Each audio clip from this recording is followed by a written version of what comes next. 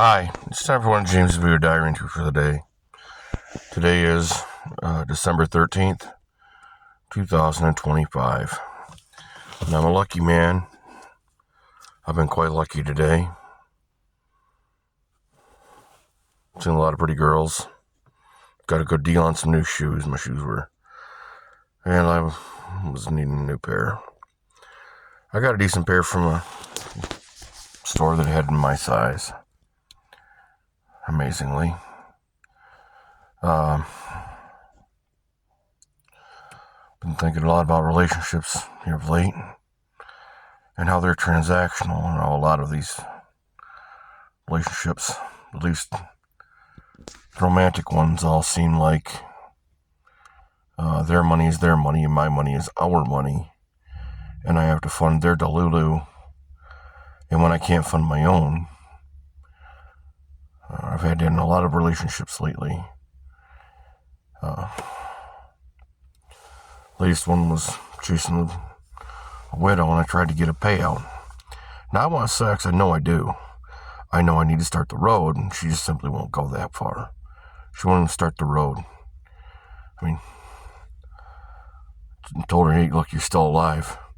I can't fix your husband passing. And I've had to tell that to many widows I've tried to chase. Look, I can't help the past.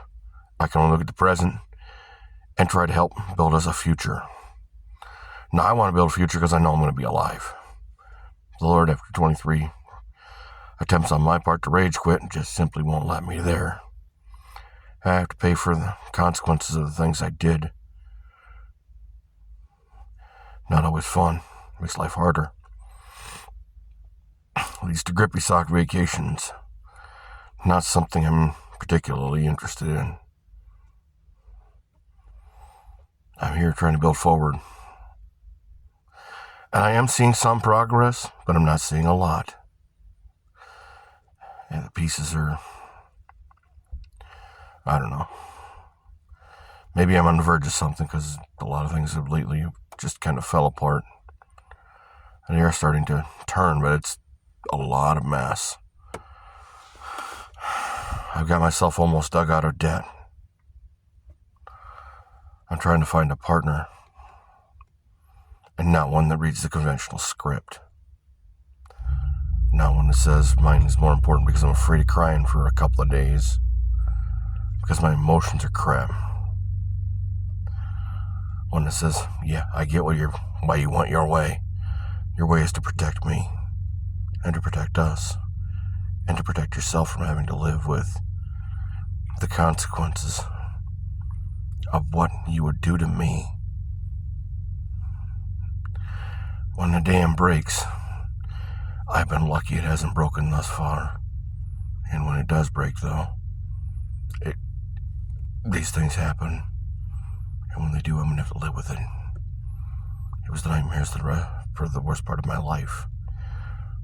About wanting to just cancel subscription to people, lives that have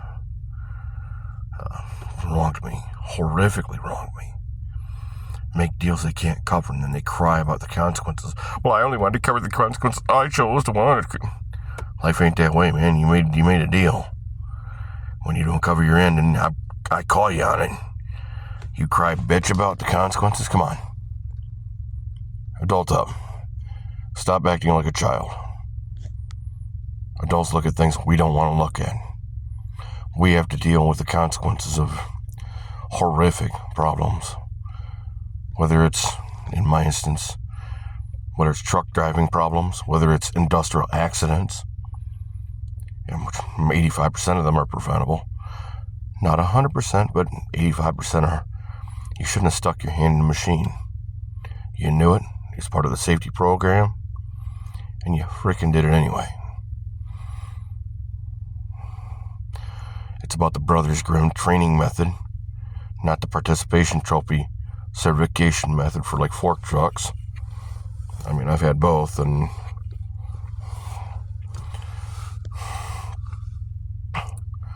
trust me, a lot of these people need to bring back the Brothers Grimm method. I'll show them that you can never stay your best foot forward. You're fucking never going to be able to. It's better to trip up. It's better to show. I mean, for me, the women I talk to, deal with, you think you're always going to be dialed up. If we are in a relationship, I'm going to sleep with you and I'm going to wake up next to you. I'm going to do the adult intimacy and S type stuff. And you think you're going to be dialed up and be perfect in the morning? Never does that happen. Mascara is always ran, hair is always a mess. Even when they sleep well. And this is not to say that they won't get sick. And they won't get sick on Shark Week. And they're like, what, you know, I don't get why you're still here. I don't get why I'm here. I made the commitment. When you break the contract, then I leave. You forced me out by telling me that I have to empty my cup just to fill yours. And when it's my turn to get my cup filled, oh, I don't want to do that. Why the fuck do you want to do it? You agreed to do this. This is a choice. It's love. Not lust, not convenience. Love. It's why when I was growing up as an adult, when somebody I cared about had a mechanical problem, I would strand myself with their vehicle and the parts and fix it. Let them use mine. They wouldn't do that for me. After the point where it just became obvious that they were blind robbing me and telling me that my anger about being blind robbed so that I couldn't move forward was somehow my fault. It's not my fault. You keep blind robbing my ass. If you keep blind robbing me, I can't call you on it. And when I do, bitch, stop fucking being a dumbass. Stop blind robbing me. Over the last 3 years, I became a lot calmer. I've been provoked way less. I'm not saying that I haven't been provoked. And I'm not saying that I haven't had bad reactions. But I have had far less. And they've been far less severe. Much more manageable because they don't happen all the time. They become far less severe because I don't tolerate bullshit. You done fucked me a couple times, guess what? You ain't gonna get a third one. You try and pull that BS where you're trying to pull me out of character and make me the bad guy for your stupidity and laziness and the drama you try to create. And you're being a loser. Yeah, so I'm not around my first cousin anymore. So my first cousin doesn't like me. Because I won't let her pull me into her drama BS. When I try to invest right from the beginning, knowing that the investment isn't about what you look like it's investing in. It's about building the base. I've seen it in a lot of people around me. A lot of losing motherfuckers. Well, they got more shit, but same point. They deal with a lot more drama, they get in a lot more trouble. I don't like trouble. I like simple. I'm a very simple man. It's not because I don't have complex ideas and thoughts and can't spin many plates. I mean, they tried to get me to be in the union when I was a leader, and I'm like, what's the upside for me? Well, the union. Fuck the union. What's in it for me? What do I get out of the deal? What do I want out of the deal?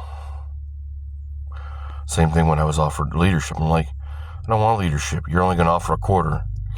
You want premier performance. That's $3 an hour more. If you're unwilling to do that, you can pack that leadership stuff up your ass. Keep your damn quarter. Give it to somebody who's going to perform so fucking poorly. See how that fucking works for you. I told a plant manager that right to his face. Not because I can't lead. I absolutely can. I've absolutely been trained to. I just been incentivized in a way that leadership means nothing if I don't have power of the purse. Leadership means nothing if the laziest piece of shit can overrule me. I can't bring justice in a way that uses what T.S. Eliot called God's megaphone. Suffering. Hey, you fucked up. The consequences are. These consequences are supposed to be painful. If they weren't painful, you wouldn't learn. If you don't learn, you'll repeat the mistake. At some point, that'll stop being a mistake and it'll start becoming a life habit. It'll become a lifestyle, not a life habit. It'll become a lifestyle. It's the same thing with this EBT stuff that's been going on. Same thing with my first cousin. Her lifestyle is dissolute because nobody's cut the money out and said, hey, you done fucked up. You're the one that's eating it. You keep making shit sandwich because you think they're fun to make. You're fun to watch somebody else eat. Wait till there's nobody to eat them. And karma's going to make somebody eat them. It's going to be you. I don't make shit sandwiches. I try not to. Not because it doesn't happen. I do. And I eat mine. I eat them with a smile. These are my shit sandwiches, my crow. I made this happen. Whether I did it intentionally or unintentionally, I still eat it. I look at it and I learn from it. God's megaphone, that suffering, taught me. Most people nowadays don't have it. They're protected from it. The participation trophy generation. Why the fuck you get a trophy for showing up? Trophies are for winners.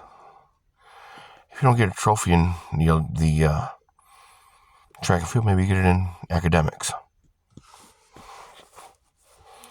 Maybe you get it, yours, in janitorial. Maybe you get yours driving a truck. Maybe you get yours in the office. Make sure paper gets pushed correctly so that everybody gets paid. So the federal rules and laws and mores and folkways are all followed best as possible.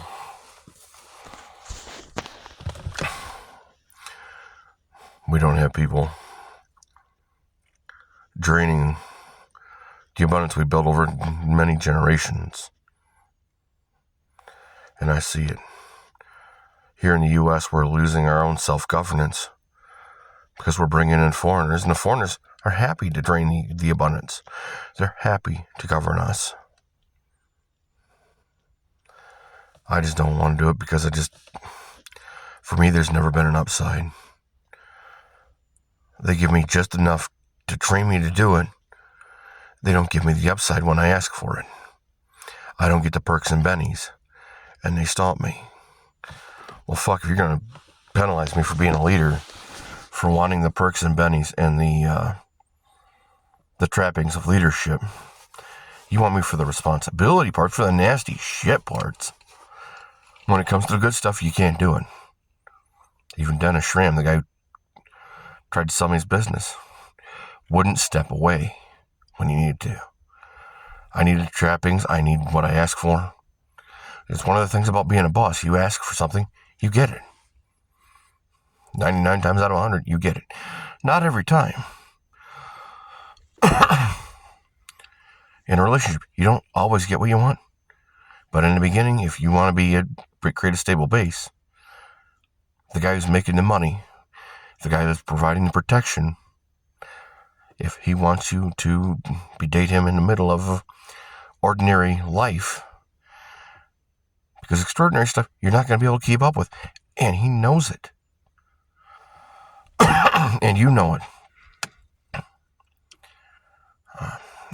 Ran a selection one time in Gladwin, Michigan, about 10 years back.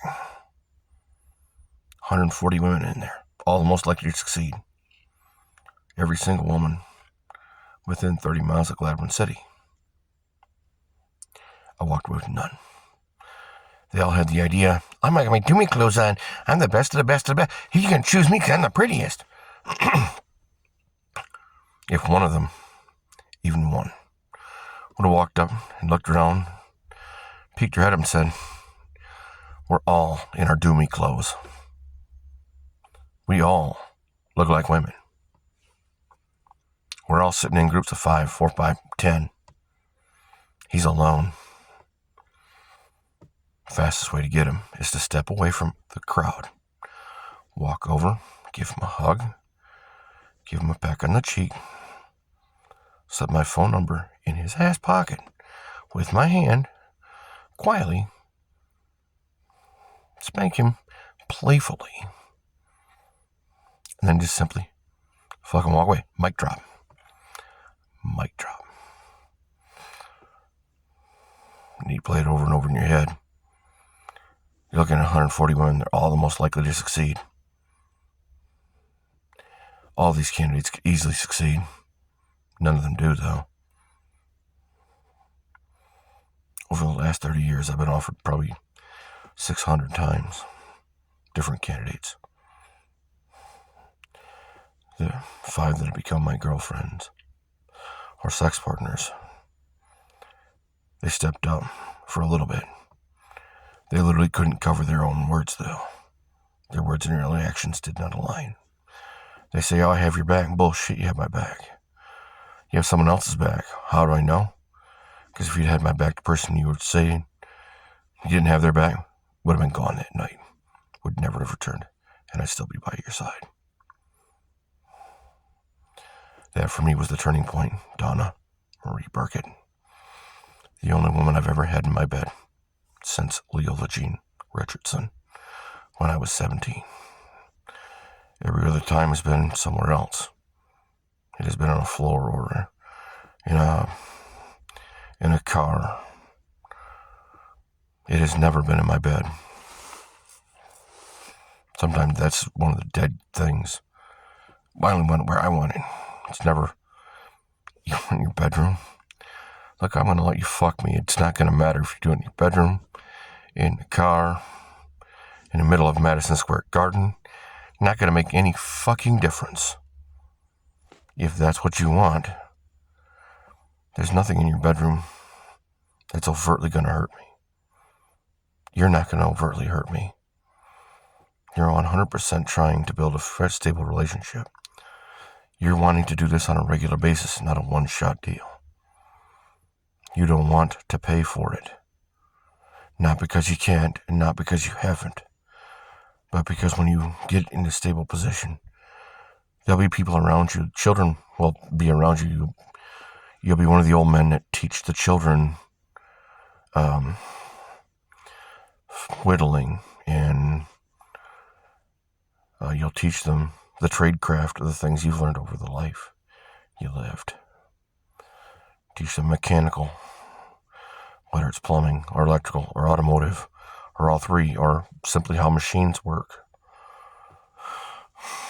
Maybe you'll teach girls how to sew.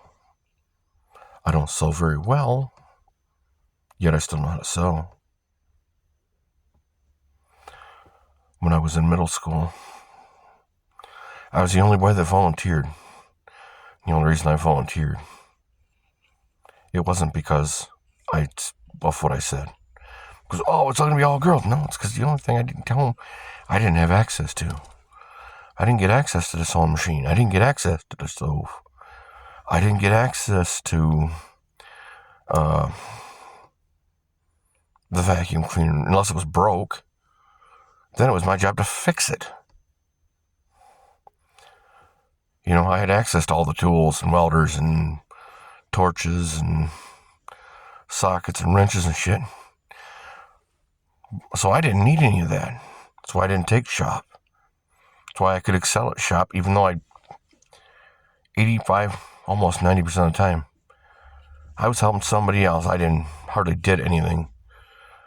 I did make something, but it didn't, had gone for 20 years. I mean, I did make stuff. I do know how to use the tools. When I was growing up as a little boy, I got the access to the tools and the journeyman people. They taught me how to use thread tape. They taught me that pipe dope was for lazy motherfuckers. It was done because people did not want to use the right method. It's like the number of twists in electrical. Because people didn't want to do 13 twists per inch. 13 twists per 25.4 millimeters.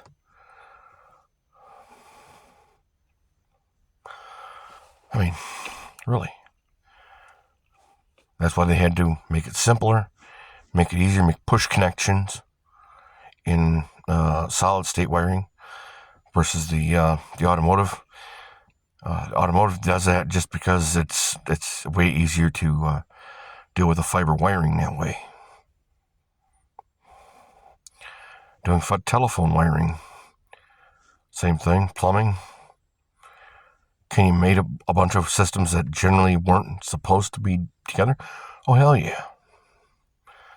Is it going to be perfect? It may not be perfect, but if you're halfway intelligent, you can cobble it together. There are library books that'll teach you how to build these things. I know. I did it.